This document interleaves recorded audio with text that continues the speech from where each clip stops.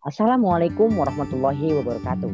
Kembali lagi bersama saya Guntur Salgifari Muhammad Dejelani selaku moderator yang dari kelas 11 MIPA 3 kelompok 1 yang beranggotakan Muhammad Gilang Eka Putra dan Dinar Torik. Yang sekarang akan kami bahas adalah sistem hukum dan peradilan di Indonesia. Next.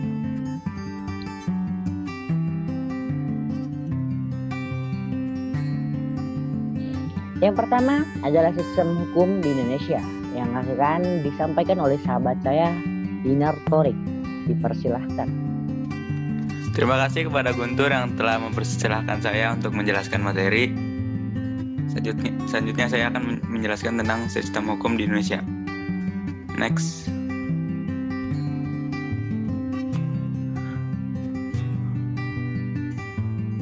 Makna dan karakteristik hukum. 1.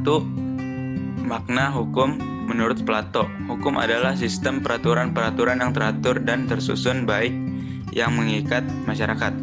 2. Makna hukum menurut M.H.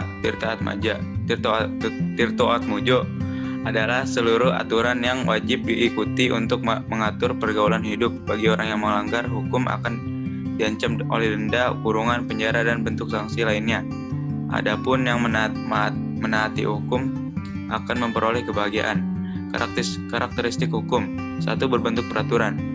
2. Peraturan itu dapat tertulis maupun tidak tertulis. 3. Bersifat memaksa atau berlakunya dapat dipaksakan.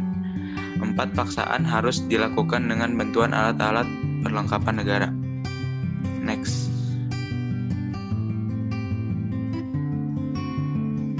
Makna dan karakteristik hukum. 1. Pembagian hukum menurut sumbernya adalah hukum undang-undang, yaitu hukum yang tercantum dalam undang-undang. Hukum kebiasaan, yaitu hukum yang terletak dalam aturan-aturan kebiasaan. Hukum traktat, yaitu hukum yang ditetapkan oleh negara-negara suatu perjanjian antar negara. Hukum jurisprudensi, yaitu hukum yang terbentuk karena keputusan hakim. 2. Pembagian hukum menurut tempat berlakunya. 1. Hukum nasional, hukum yang berlaku dalam wilayah suatu negara tertentu. 2. Hukum internasional, hukum yang mengatur hubungan hukum antar negara dalam dunia internasional. 3. Hukum asing, hukum yang berlaku dalam wilayah negara lain. 4. Hukum gereja, kumpulan norma yang ditetapkan oleh gereja untuk para anggotanya. 3. Pembagian hukum menurut bentuknya adalah 1. Hukum tertulis. Hukum ini terdiri dari 2 macam, yaitu hukum tertulis yang dikodifikasikan atau hukum yang disusun secara lengkap, sistematis, teratur, dan hukum tidak tertulis tidak dikodifikasikan, hukum yang disusun tidak lengkap dan masih terpisah. 2. Hukum tidak tertulis yaitu hukum yang hidup dan diyakini oleh warga masyarakat serta dipatuhi dan tidak dibentuk secara prosedur. Next.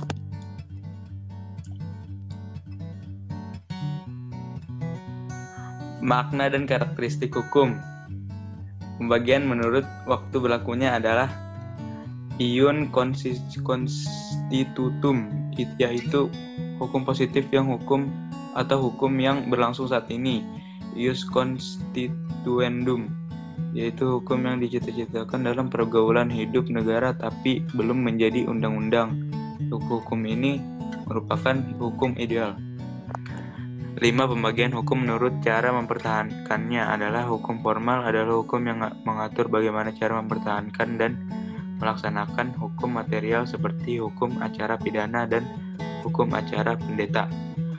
2. Hukum material adalah hukum yang mengatur hubungan antara anggota masyarakat yang berlaku umum tentang hal-hal yang dilarang dan dibolehkan untuk dilakukan seperti hukum pidana dan hukum perdata. 6. Pembagian hukum menurut sifatnya. 1. Hukum yang memaksa adalah jenis hukum yang memiliki paksaan, sifatnya mutlak dalam kondisi apapun itu. 2. Hukum yang mengatur adalah jenis hukum yang sifatnya tidak mutlak jika ada kondisi yang membuat aturan tersebut dikecualikan, misalnya ketika pihak yang terlibat memiliki peraturan sendiri yang sudah disepakati. Next.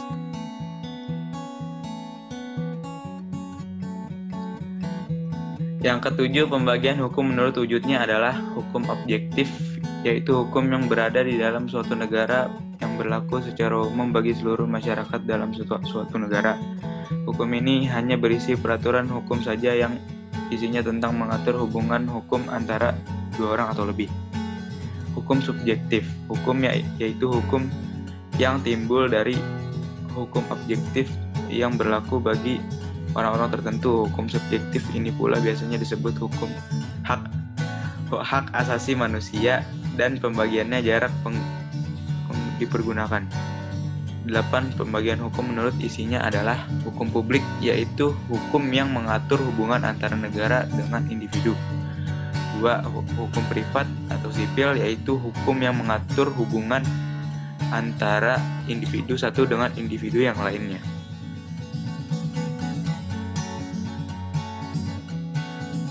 Tujuan hukum. Tujuan hukum secara umum adalah untuk mengatur tata tertib masyarakat secara damai dan adil, untuk menjaga kepentingan hidup manusia supaya kepentingan itu tidak dapat diganggu, untuk terjamin adanya keperhatian hukum dalam pergaulan manusia. Tujuan hukum secara khusus, terpelihara dan terjaminnya kepastian dan ketertiban.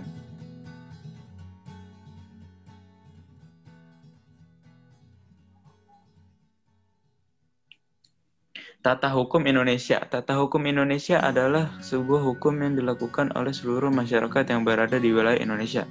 Dalam pelaksanaannya, tata hukum Indonesia dibentuk setelah Indonesia merdeka pada tanggal 17 Agustus 1945. Penggunaan dari tata hukum Indonesia sendiri terbentuk dalam 1. Proklamasi Kemerdekaan, 2. Pembukaan UUD 1945.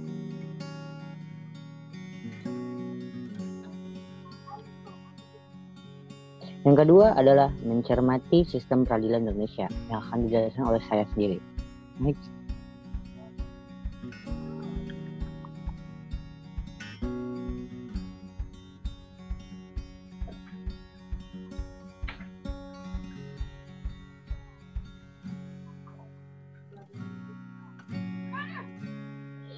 Makna lembaga peradilan. Lembaga peradilan adalah alat perlengkapan dari negara yang tugasnya adalah untuk mempertahankan tegaknya keadilan berdasarkan sistem hukum nasional. Lembaga peradilan bisa juga dikatakan sebagai lembaga atau badan negara, tempat proses penegakan hukum dan keadilan berlangsung.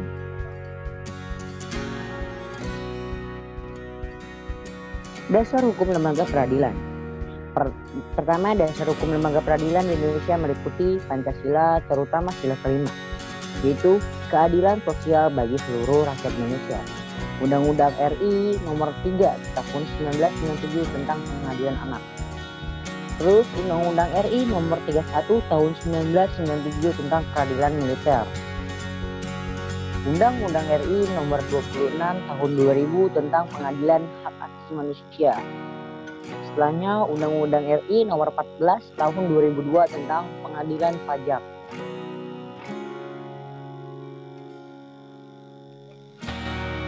Klarifikasi lembaga peradilan. Lembaga peradilan di bawah Mahkamah Agung. 1. Peradilan umum yang meliputi A. Pengadilan negeri berkedudukan di ibu kota, kabupaten atau kota. 2. B. Pengadilan tinggi berkedudukan di ibu kota provinsi. 2. Peradilan agama yang terdiri atas B. Pengadilan agama yang berkedudukan di ibu kota, kabupaten atau kota. B. Pengadilan tinggi agama yang berkedudukan di ibu kota provinsi. 3. Peradilan militer terdiri atas A. Pengadilan militer, B. Pengadilan militer tinggi, C. Pengadilan militer utama, dan D. Pengadilan militer pertempuran. 4. Peradilan tata usaha negara yang terdiri atas A. Peradilan tata usaha negara yang berkedudukan di ibu kota, kabupaten atau kota, B. Pengadilan tinggi tata usaha negara yang berkedudukan di ibu kota provinsi.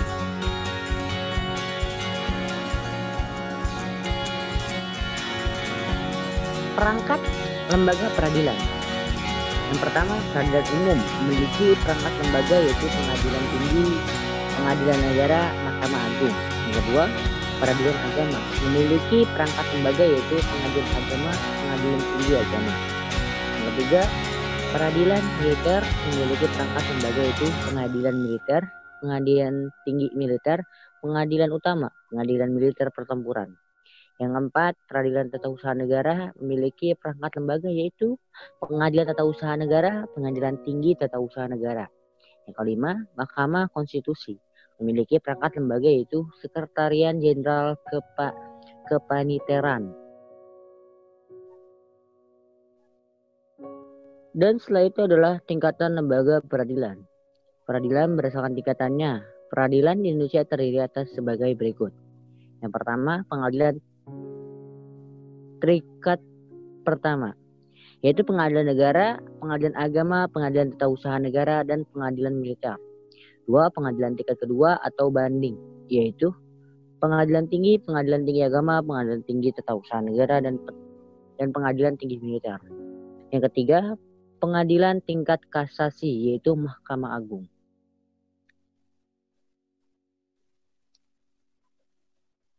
Tingkat lembaga peradilan. Yang A, lingkungan peradilan umum. Kekuasaan kehakiman di lingkungan peradilan umum dilaksanakan oleh pengadilan negeri, pengadilan tinggi, dan Mahkamah Agung. Pengadilan negeri berperan dalam proses pemeriksaan, memutuskan, menyelesaikan perkara pidana dan perdata di tingkat pertama. B, lingkungan peradilan agama. Peradilan agama adalah peradilan agama Islam. Peradilan agama berperan dalam memeriksa dan memutuskan sengketa antara orang-orang yang beragama Islam mengenai bidang hukum perdataan tertentu yang harus diputuskan berdasarkan syariat Islam, misalnya sengketa yang berkaitan dengan talak, perceraian, waris, pernikahan, dan sebagainya. C, lingkungan peradilan tata usaha negara. Peradilan tata usaha negara berperan dalam proses menyelesaikan sengketa tata usaha negara. Sengketa tata usaha negara adalah sengketa yang timbul dalam bidang tata usaha negara antara lain atau badan hukum perdata dengan badan atau penjabat tata usaha negara, baik di pusat maupun di daerah sebagai akibat dari dikeluarkan keputusan tata usaha negara, termasuk sengketa kepegawaian berdasarkan peraturan perundang-undangan yang berlaku. Contoh kasus yang ditangani oleh pengadilan tata usaha negara adalah surat keputusan pemerintah Kota Bandung dengan pengelola hotel Planet mengenai izin pendiri bangunan. D, lingkungan peradilan militer. Peradilan militer berperan dalam menyelenggarakan proses peradilan dalam lapangan hukum pidana, khususnya bagi anggota TNI, seorang yang menurut undang-undang dapat dipersamakan dengan anggota TNI, anggota jawatan atau golongan yang dapat dipersamakan dengan TNI menurut undang-undang. Mahkamah Konstitusi. Mahkamah Konstitusi merupakan salah satu lembaga negara yang melaksanakan kekuasaan kehakiman yang merdeka untuk menyelenggarakan peradilan guna menegakkan hukum dan keadilan.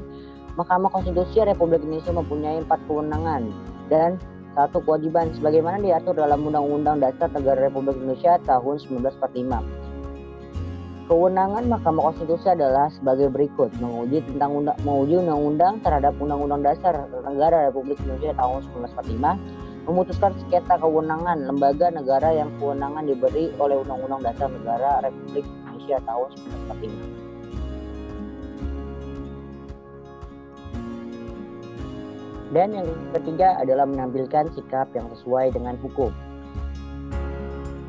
yang akan dijelaskan oleh sahabat kami Gilang Eka Putra. Dipersilahkan.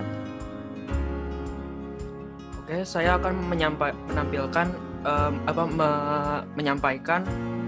menampilkan sikap yang sesuai dengan hukum.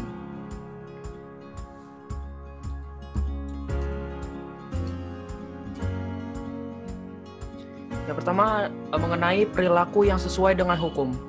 Ciri-ciri seseorang yang berperilaku sesuai dengan hukum yang berlaku dapat dilihat dari perilaku yang diperbuatnya, seperti A.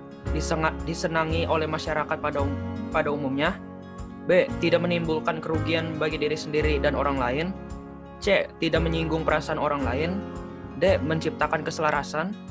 E. Mencerminkan sikap sadar hukum. Dan F. Mencerminkan kepatuhan terhadap hukum. Perilaku yang mencerminkan sikap yang sesuai dengan hukum harus kita tampilkan dalam kehidupan sehari-hari, di lingkungan keluarga, sekolah, masyarakat, bangsa, dan negara. Berkaitan dengan hal tersebut, lakukanlah identifikasi contoh perilaku yang dapat kalian tampilkan yang mencerminkan kepatuhan terhadap hukum. Selanjutnya, perilaku yang bertentangan dengan hukum beserta sanksinya. A. Macam-macam perilaku yang bertentangan dengan hukum. Selain mengetahui perilaku yang sesuai dengan hukum yang berlaku, kalian juga mesti mengetahui perilaku yang bertentangan dengan hukum yang berlaku, agar kalian tidak melakukan perilaku tersebut. Oleh karena itu, pada bagian ini kalian akan diajak untuk mengidentifikasi perilaku yang bertentangan dengan hukum. Perilaku yang bertentangan dengan hukum timbul sebagai akibat dari rendahnya kesadaran hukum. Tidak patuhan terhadap hukum dapat disebabkan oleh dua hal, yaitu yang pertama, pelanggaran hukum oleh si pelanggar sudah dianggap sebagai kebiasaan bahkan kebutuhan. Dan dua, hukum yang berlaku sudah tidak sesuai lagi dengan tuntunan kehidupan. Selanjutnya adalah perilaku yang bertentangan dengan hukum beserta sanksinya. Pertama adalah macam-macam sanksi. Sanksi terhadap pelanggaran itu amat banyak ragamnya. Sifat dan jenis sanksi dari setiap norma atau hukum berbeda satu sama lain, akan tetapi dari segi tujuannya sama, yaitu untuk mewujudkan ketertiban dalam masyarakat. Berikut ini sanksi-sanksi dan norma-norma yang berlaku di masyarakat. Yang pertama, tegas berarti adanya aturan yang telah dibuat secara material telah diatur. Misalnya, dalam hukum pidana mengenai sanksi diatur dalam pasal 10 KUHP. Dalam pasal tersebut ditegaskan bahwa sanksi pidana berbentuk hukuman yang mencakup A. Hukuman pokok yang terdiri atas 1. Hukuman mati, 2. Hukuman penjara yang terdiri dari hukuman seumur hidup dan hukuman sementara waktu, setinggi-tingginya 20 tahun dan sekurang-kurangnya 1 tahun. Kedua, hukuman tambahan yang terdiri dari A. Pencabutan hak-hak tertentu, B. Perampasan atau penyitaan barang-barang tertentu, dan C. Pengumuman keputusan hakim. Selanjutnya adalah nyata. Nyata berarti adanya aturan yang secara material telah ditetapkan kadar hukuman berdasarkan perbuatan yang dilanggarnya. Contoh, pasal 338 KUHP menyebutkan barang siapa sengaja merampas nyawa orang lain diancam karena pembunuhan dengan pidana penjara paling lama 15 tahun.